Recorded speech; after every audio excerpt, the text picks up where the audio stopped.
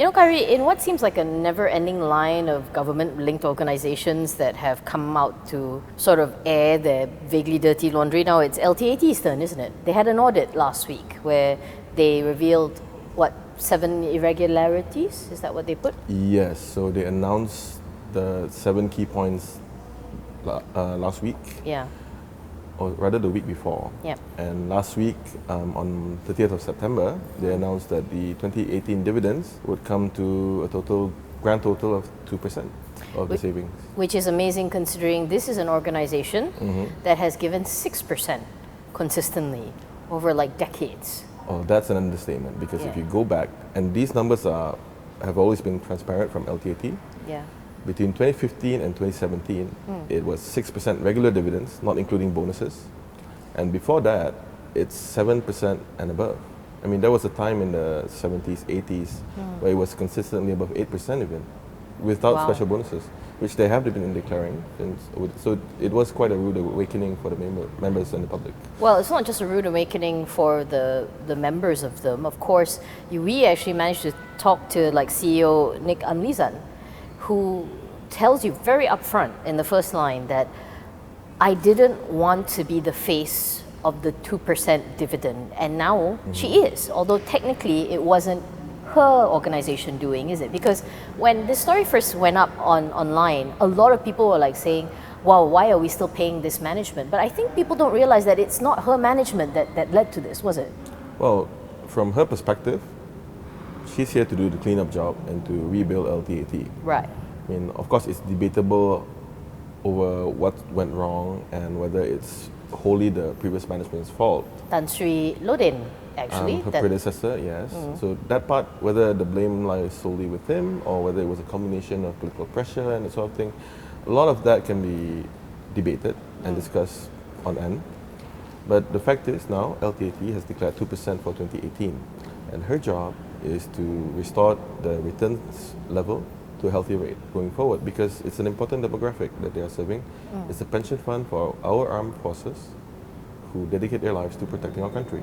So it's important that we take care of them as well. So how does she want to achieve this? I mean, it's sort of like bare strokes. What is the plan for getting LTAT righting the ship, as you put it? In her own words, right? So there are many facets to it.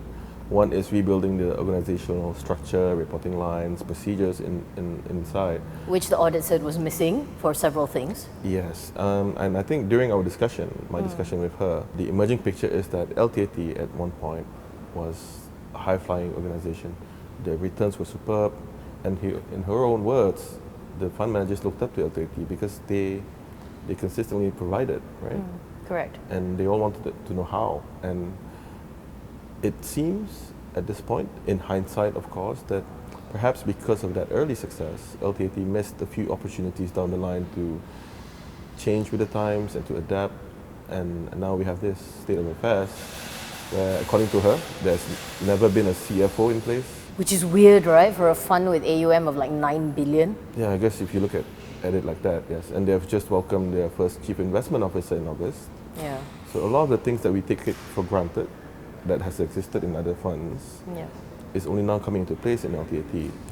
One of the main things that they pointed out was that they are heavily invested in equities, and of that they're heavily invested in Bausted. Yes. And you're talking about something, and given how the market is now, it's not an investment you can just sell tomorrow like lelong.com, right? Yeah. It's chunky, it's difficult, it's interconnected. So when you sort of broached this to her, they did say, look, we're not selling our Bausted entirely, we still think it's a good investment. Yes.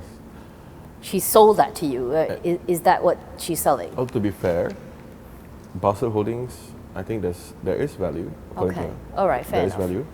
But of course, right now, they cannot sell because Bausted Holdings and the listed entities in that structure are undergoing their own turnaround programs. What would it say to the market if your biggest shareholder is selling?